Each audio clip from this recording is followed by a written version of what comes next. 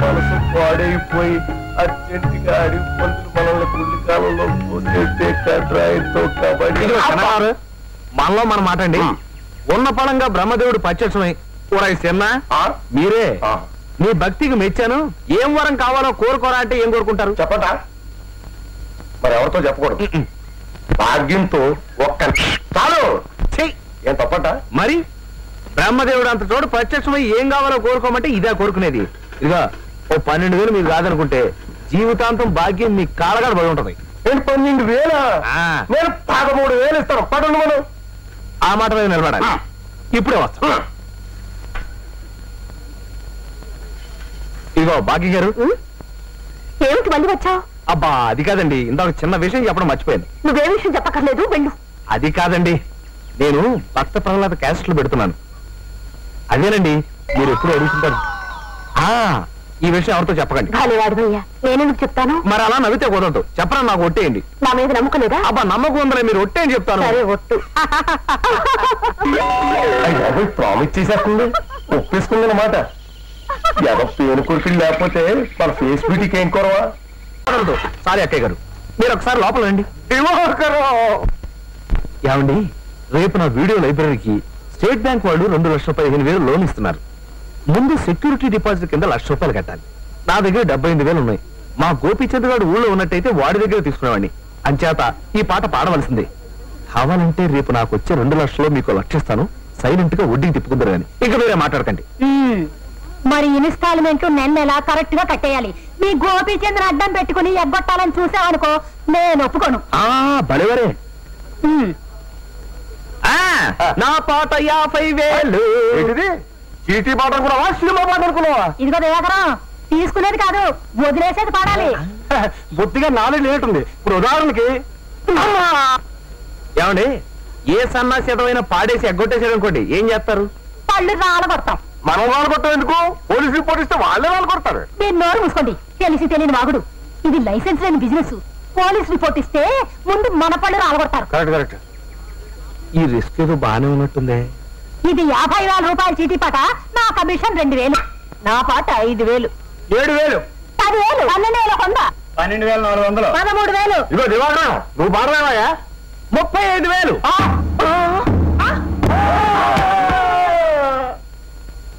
ఇదిగోనయ్యా, నెల కట్టడం మర్చిపోకే. థ్యాంక్స్. నా షాప్ ఓపెనింగ్ కి మీరంతా రావాలమ్మా. రిబ్బన్ కటింగ్ ఎవరో తెలుసా? ఎవరు పనికి మాని 80 ఉంటాడులే. మీరే. అబ్బాయి గారు, అబ్బాయి గారు, దీన్ని కొంచెం చూసి పెట్టండి. చూశాను, తీసుకెళ్లి పెంటమే పడాయి. అక్కడి నుండి తెచ్చానండి. అయితే ఏం చేయమంటావు? మ్యూజియం లో పెట్టమంటావా? కాదండి, ఇది కొంచెం అన్ని పెట్టండి. కాఫీకి డబ్బులు రావు. అలాగే వేస్తారేంటి బాబు? ఏంట్రా, నా ముఖం చూస్తే పెంట మీద టీవీలు పాత సీసాలు కొనేవాళ్ళ కనిపిస్తున్నానా? టీవీ ఉంది ఎక్కడి నుంచి. ఏంటంటారు? నాకేంటి బాధపడ్డం లేదేంటి? అడుగో దివాకరం, షాపులోనే ఉన్నాడు. ఇదిగో నిన్నే, ఇదిగో ఏ పెంట మీద టీవీలు ఎవరా? ఏదండి చూడరి, పైన డొక్కు తప్ప లోపల తెలుసు కదా. 116 ఇస్తాను. ఇదిగో ఆ నిద్ర గన్నేరు చెట్టు కింద కాసేపు నిద్రపో. భాగ్యం ఇంటి నుంచి భక్త ప్రహ్లాద్ క్యాసెట్ తీసుకొచ్చావా? అమెరికా క్యాసెట్లు అన్ని తీసుకొచ్చావా? ఏమి మరి సొంతంగా అతికిచ్చావు? సొంతంగా ఏమన్నా నీ అప్పసొత్తు అనుకున్నావు? అసలు ఏమన్నా క్యాసెట్లు ఇచ్చినారంటే ఇలాగే తగలే.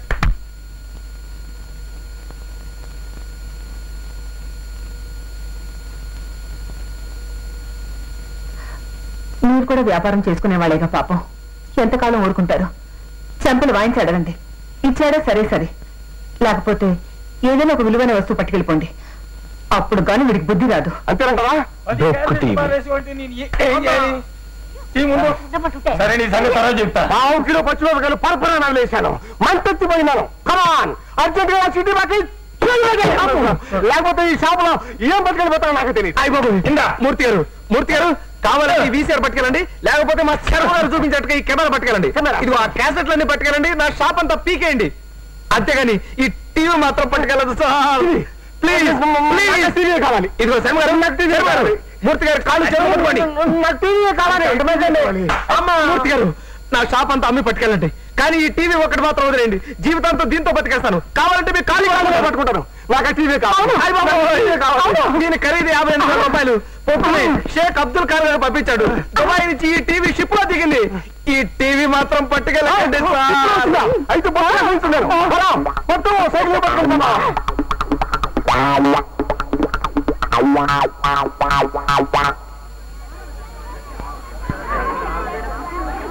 సార్ పిల్లకైనా లంపకాయలు తింటారు కదా స్కూల్ గొడవ చేశారంటాను. ఎవరిలాగా వాగుతుంటారు. నువ్వు ఆర్డర్ తప్పుకో. స్టీరింగ్ మారిపోద్ది. స్టీరింగ్ ఇది దుబాయ్ టీవీ. దుబాయ్ టీవీ అయితే బొమ్మ 2 పక్కలు కనిపిస్తుంది. అది కాదు. ఏది కాదండి, నువ్వు కూర్చో. దగ్గర వచ్చేసింది. అది కాదు, దీని సెటప్ అంతా వేరు. నీకు తెలియపోతే నువ్వు మూసు కూర్చో. మెయింటైన్ చేయడం. ఇప్పుడు నేను టీవీ ఆన్ చేస్తాను, అంతా చూడండి. సైలెన్స్. ఇప్పుడే స్విచ్ ఆన్ చేశాను. మొదట సౌండ్ వస్తుంది, తర్వాత బొమ్మ వస్తుంది. ఆ బొమ్మల్ని చూసి మీరు రెచ్చిపోయి విపరీతంగా డాన్స్ చేస్తారు. చూసుకోండి చూసుకోండి. అమ్మ దీని మీది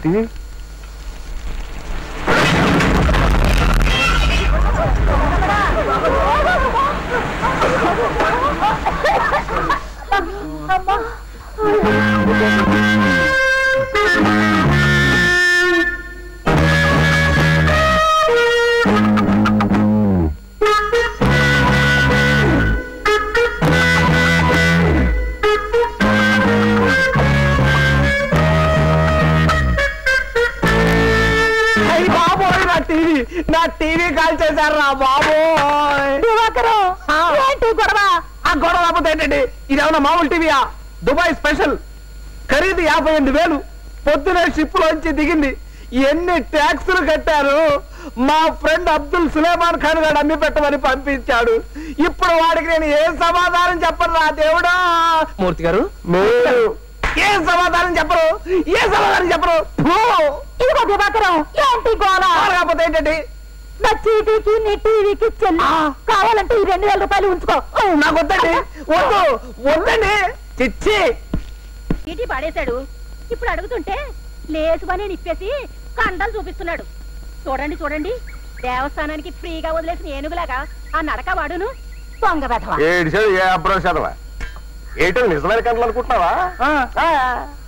సంకల్లో సగ్గట్లేసి కట్రాయిడ్ కోసేసి అట్టా నడుస్తాడు. ఏదో పెద్ద పైన వల్ల కనిపిస్తాడు గానీ దోమలు కుట్టేసినోళ్ళు దొడ్డి కళ్ళును. నీకో సంగతి తెలుసా బావా? ఏటో వాళ్ళ ఆవిడ జట్కా అహ్మద్ గారితో రోజు సెకండ్ షో సినిమాకి వెళ్ళిపోతుంటాడు. నిజమా? అయితే వాడి సొంత పిల్లమే వాడికి జరదన్నమాట. ఎన్నాళ్ళు అనవసరంగా మనం భయపడ్డామే. అయితే లొసుగు దొరికిపోయింది. రే కొండబాబు వస్తున్నాడు బావా. తొందరపడి పిచ్చానా? ట్రబుల్ అయిపోతాను. ఏంటి నా పేరు ఏదో బయటపడింది ఏంటి? అబ్బే ఏం లేదు బావా. మా ఆవిడి కొండబాబు అన్న ఏంటి ఈ నెల చీటీ డబ్బులు ఇంకా కట్టలేదంటే కంగారు పడిపోతుంటాను. నార్మల్ కొండబాబు అంటే ఎవరు అనుకుంటున్నావు? 7 కొండల బాబు ఈ నెల కాకపోతే వచ్చే నెల ఇచ్చేస్తానని చెప్తున్నాను. కదూ కదూ కదూ. ఎందుకే నువ్వు నవ్వుతున్నావు? అదే ఏం లేదండి. నిజం చెప్పకపోతే చంపేదా? ఏమన్నాడు చెప్పరా? మూర్తి గారు, ఇవి చెగ్గట్లు కాదండి, కండలే. చెగ్గట్లేది? మూర్తి గారు ఏదో మాట్లాడుతుంటేను. అదే మీవి కండలు కావట. సంకలో చెగ్గట్లేసి కట్రాయిరు కట్ అయ్యి మీరు అలా నడుస్తారండి. దోమలు కుట్టేసిన బోధ వాళ్ళట, కింద దొడ్డి కాళ్ళట. మీరు పెద్ద పైన వల్ల ఇదిగో మీరేదో చీటీ కట్టాలని కట్టడం మానేశారట కదా. ఆ కోపంతో మీ వెనకాల చేరి తెగ తిట్టుకుంటున్నారు. అన్నట్టు అసలు విషయం చెప్పడం మర్చిపోయాను. ఆ స్వామి ఇంకో పెద్ద మాట అన్నాడండి. నేనేమన్నాను చెప్పు, ఏమన్నాడు? మీ ఆవిడ జట్కా అహ్మద్ గారితో సెకండ్ షోల కాటికి తిరుగుతున్నారు. ఏంటిది, టీకి పోగులు పెట్టేసేలాగా ఉన్నాడే. అమ్మో,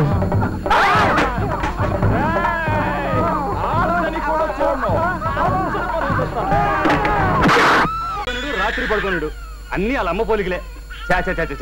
కొద్దిగా మనశ్శాంతి లేకుండా పోతుంది. పొద్దున్నే పేపర్ మీద వచ్చేసాడు. పోస్తాడు గాని ఇదిగో ఏంటి నా పోలికలా? మొదలెట్టావు. ఏమండి రాజన్ గారు, మీరు చెప్పండి. ఇది నా పోలికని, ఇది దాని పోలికని. నేను రోజు కొడలేనండి. ఎంతకీ ఎవరి పోలిక మీరు చెప్పండి. నన్ను చెప్పండి చెప్తే కొంపలు అంటుకో సుమ్మా చిన్న పిల్లవాంటి కదా అడే సుమ్మా రప్పా. ఇదిగో భాగ్యం గారు, ఆ భక్త ప్రహ్లాద క్యాసెట్ ఇస్తే పార్ట్ 2 ఇస్తాను. భలే టైంకి వచ్చావయ్యా, పట్టుకోవా. ఇదిగో నిన్ను ముక్కడగాలి, ఇటు రావయ్యా. నేనేం మాట్లాడండి బాబు, నాకు అర్జెంట్గా పని ఉంది, నేను వస్తాను. అబ్బా సైకిల్ అలా జారేసేలా రావయ్యా, నిన్ను మాట్లాడగాలి. వద్దండి బాబు, నన్ను ఇబ్బంది పెట్టకండి ప్లీజ్. ఇదిగో ముద్దుగా అడిగినప్పుడు రావాలి మరి. అది కాదండి. రావయ్యా. ఏం లేదయ్యా, మా ఎదో లేడు, ఈడే మా చంటోడు.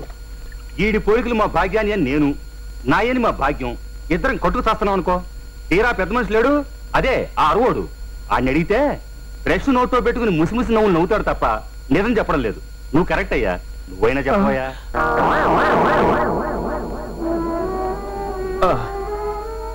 నన్ను నన్ను నన్ను మీరు చాలా ఇబ్బంది పెట్టేస్తున్నారండి. హోలీకి చెప్పమంటే ఇబ్బంది అంటాడు ఏమిటండి విడ్డూరం? చెప్పోయా. వీడికి తండ్రివి నువ్వే కాబట్టి నీ పేరే పెడదాం అనుకుంటున్నాను రాజన్. నా పేరు ఒకటే పెడితే పబ్లిక్ లో బాగుండదు భాగ్యం, కాబట్టి నీ పేరు నా పేరు కలిసేలా పెడదాం. మీరు అపార్థం చేసుకోనంటే చెప్తానండి. భాగ్యం గారు మీరు కూడా అబ్బా చెప్పవయ్యా. అబే ఏం లేదండి, మీ బాచిగాడు మీ పోలిక కాదు, మరి మీ భాగ్యం గారి పోలిక అంతకంటే కాదు. మరి ఎవరి పోలిక? ఎవరి పోలికంటే ఏం చెప్పమంటారండి? కర్మ, ఆ రాజన్ పోలిక. ఏంటి అన్నావు? కట్టేది సచ్చినోడా.